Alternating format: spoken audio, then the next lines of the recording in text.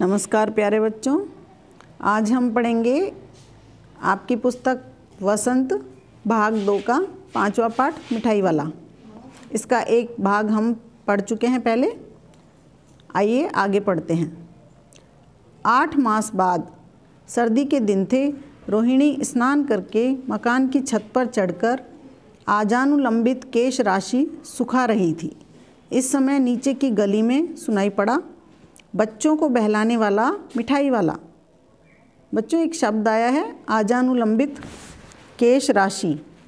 आजानुलंबित माने घुटनों तक लंबे, केश यानी बाल, उसके बाल घुटनों तक लंबे थे और सर्दियों के दिनों में वो छत पर खड़ी होकर अपने बाल सुखा रही थी।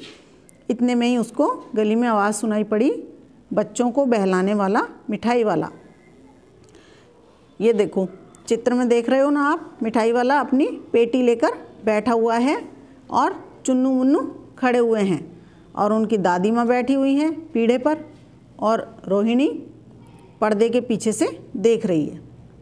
मिठाई वाले का स्वर उसके लिए परिचित था। झट से रोहिणी नीचे उतर आई। उस समय उसके पति मकान में नहीं थे। हाँ, उनकी वृद्धा दादी थीं। रोहिणी उनके निकट आकर बोली, दादी, चुन्नू मुन्नू के लिए मिठाई लेनी है। ज़रा कमरे में चलकर ठहराओ, मैं उधर कैसे जाऊं, कोई आता ना हो। ज़रा हटकर मैं भी चिक की ओट में बैठी रहूंगी। दादी उठकर कमरे में आकर बोली, ए मिठाई वाले, इधर आना। मिठाई वाला निकट आ गया, बोला, कितनी मिठाई दूं माँ? ये नई तरह की मिठाइयाँ हैं, रंग बिरंगी, कुछ कुछ खट्टी, कुछ कुछ मीठी, जायकेदार, बड़ी देर तक मुंह में टिकती हैं, जल्दी नहीं घुलती। बच्चे बड़े चाव से चूसते हैं। इन गुणों के अलावा ये खांसी भी दूर करती हैं। कितनी दूं? चपटी गोल पहलदार गोलियां हैं, पैसे की 16 देता हूँ। तो बच्चों, जैसे ही रोहिणी ने मिठाई वाले की आवाज़ सुनी, वो छत से नीचे आ गई और उसके पति मकान में नहीं थे, परंतु उनकी दादी थी। तो रोहिणी ने उनसे कहा कि मुझे चुन्नू मुन्नू के लिए मिठाई लेनी है, इसलिए आप आगे चलकर मिठाई वाले को रोक लो और मैं चिक चिक होता है एक लकड़ियों के बारीक बारीक सरकंडे, उनका पर्दा होता है, उसको चिक कहते हैं, चिक की ओट से मैं भी बैठी रहूँगी। और दादी ने मिठाई वाले को बुलाया, उससे भाव पूछा। मिठाई वाले ने बताया कि मैं 1 पैसे में 16 मिठाई देता हूँ, अलग अलग रंगों की हैं, किसी का स्वाद खट्टा है, किसी का मीठा है, बहुत ही जायकेदार हैं अर्थात स्वादिष्ट हैं और मुंह में बहुत देर तक रहती हैं और बच्चे इनको बहुत ही मज़े से चूसते हैं और इनसे खांसी भी दूर हो जाती है। दादी बोली, 16 तो बहुत कम होती हैं, भला 25 तो देते। मिठाई वाला ने कहा, नहीं दादी, अधिक नहीं दे सकता, इतना भी देता हूँ। यह अब मैं तुम्हें क्या, खैर मैं अधिक ना दे सकूँगा। तो मिठाई वाले ने कहा कि 16 से अधिक 1 पैसे में नहीं दे सकता हूँ। तो रोहिणी दादी के पास ही थी। बोली, दादी फिर भी सस्ता दे रहा है, 4 पैसे की ले लो, यह पैसे रहे। रोहिणी ने दादी को पैसे पकड़ा दिए और कहा कि 4 पैसे की ले लो। मिठाई वाला मिठाइयाँ गिनने लगा। तो 4 की दे दो। अच्छा 25 नहीं सही 20 ही दे दो। अरे हाँ, मैं बूढ़ी हुई, मोल भाव अब मुझे ज़्यादा करना आता ही नहीं। कहते हुए दादी के पोपले मुंह से जरा सी मुस्कुराहट फूट निकली। पोपला मुंह किसको कहते हैं बच्चों? जिसके मुंह में दांत नहीं होते। जब बुढ़े हो जाते हैं तो उनके दांत गिर जाते हैं, टूट जाते हैं, तो उनका मुंह पोपला हो जाता है। रोहिणी ने दादी से कहा, दादी इससे पूछो, तुम इस शहर में और कभी भी आए थे या पहली बार आए हो? यहाँ के निवासी तो तुम हो नहीं। दादी ने इस कथन को दोहराने की चेष्टा की ही थी कि मिठाई वाले ने उत्तर दिया, पहली बार नहीं, और भी कई बार आ चुका हूँ। रोहिणी चिक की आड़ से ही बोली, पहले यही मिठाई बेचते हुए आए थे या कोई और चीज़ लेकर? मिठाई वाला हर्ष, संशय और विस्मयादि भावों में डूबकर बोला, इससे पहले मुरली लेकर आया था और उससे भी पहले खिलौने लेकर। मिठाई वाला हर्ष, संशय और विस्मय में डूब गया। मिठाई वाले को खुशी हुई और अत्यधिक आश्चर्य भी हुआ। किस लिए? कि मुझे किसी ने याद रखा। रोहिणी का अनुमान ठीक निकला।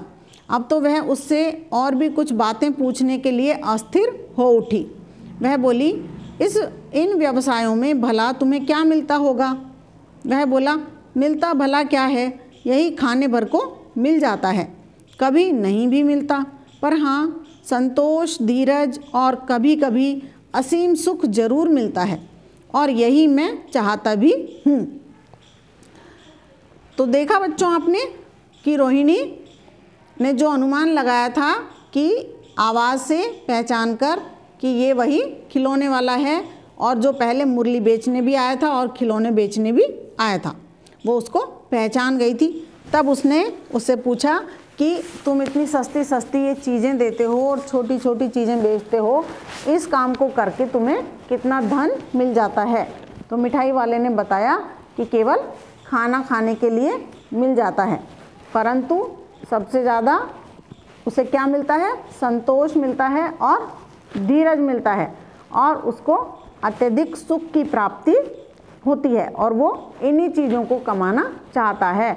उसका उद्देश्य पैसे कमाना कतई नहीं है। तब रोहिणी ने कहा, सो कैसे, वह भी बताओ।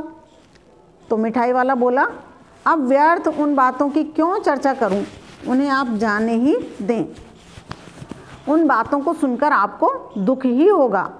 तो रोहिणी ने कहा, जब इतना बताया है तब और भी बता दो, मैं बहुत उत्सुक हूँ, तुम्हारा हरज न होगा, मिठाई मैं और भी ले लूँगी। रोहिणी ने कहा कि जब तुमने इतनी बात बताई है तो पूरी बात बताओ, मुझे अच्छा लगेगा, और मैं तुमसे और भी मिठाई ले लूँगी, तुम्हारा नुकसान नहीं होने दूँगी।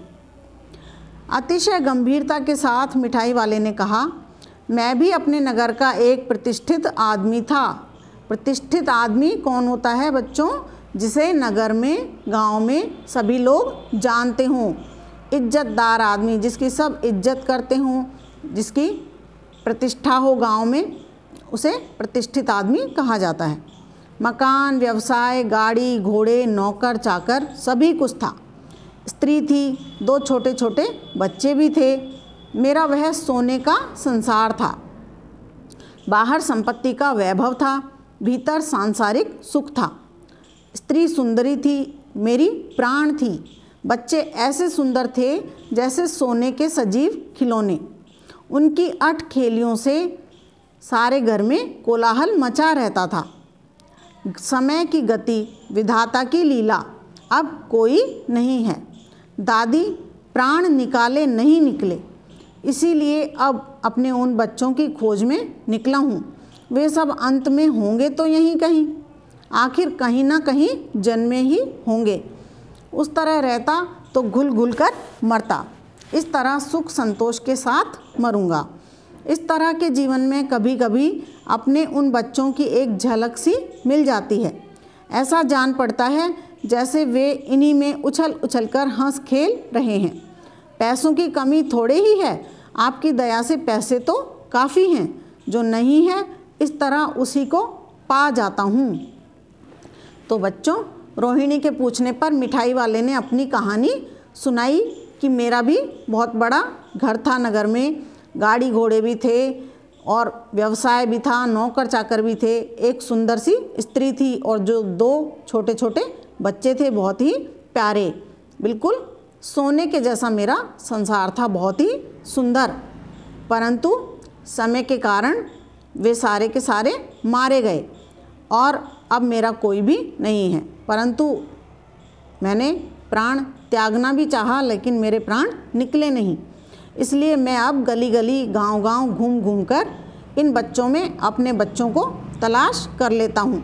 आखिर पुनर्जन्म यदि माना जाता है तो उनका कहीं ना कहीं तो हुआ ही होगा, और इसीलिए मैं घूम घूम कर ये चीज़ें बेचता हूँ और बच्चों के साथ अपने सुख दुख बांट लेता हूँ। अपने बच्चों को इन बच्चों में मैं ढूंढ लेता हूँ। तो मेरे पास पैसों की कोई कमी नहीं है, परंतु किस चीज़ की कमी है? सुख और संतोष की कमी है, जो मुझे इन बच्चों में मिल जाता है। रोहिणी ने अब मिठाई वाले की ओर देखा। उसकी आंखें आंसुओं से तर हैं। मिठाई वाले को अपनी पत्नी और बच्चों की याद जैसे ही आई, उनके बारे में जब उसने बताया तो उसकी आंखों में आंसू आ गए। इसी समय चुन्नू मुन्नू आ गए। रोहिणी से लिपटकर उसका आंचल पकड़कर बोले, अम्मा मिठाई मुझसे लो। यह कहकर तत्काल कागज़ की 2 पुड़ियाँ मिठाइयों से भरी मिठाई वाले ने चुन्नू मुन्नू को दे दी। रोहिणी ने भीतर से पैसे फेंक दिए। मिठाई वाले ने पेटी उठाई और कहा, अब इस बार ये पैसे न लूँगा। दादी बोली, अरे अरे ना ना, अपने पैसे लिए जा भाई। तब तक आगे फिर स्वर सुनाई पड़ा, उसी प्रकार मादक मृदुल स्वर, बच्चों को बहलाने वाला मिठाई वाला। तो रोहिणी ने पैसे दिए, परंतु मिठाई वाले ने वो मिठाई अपनी स्वेच्छा से चुन्नू मुन्नू को दी थी, इसलिए उसने पैसे लेने से मना कर दिया। दादी आवाज़ लगाती रह गई, लेकिन वो अपनी पेटी उठाकर चल दिया और फिर से आवाज़ लगाने लगा उसी तरह के मीठे स्वर में, बच्चों को बहलाने वाला मिठाई वाला। तो देखा बच्चों आपने, कितनी सुंदर कहानी है। आशा है आपको अच्छी लगी होगी। ध्यान से सुने और समझने का प्रयास करें। धन्यवाद।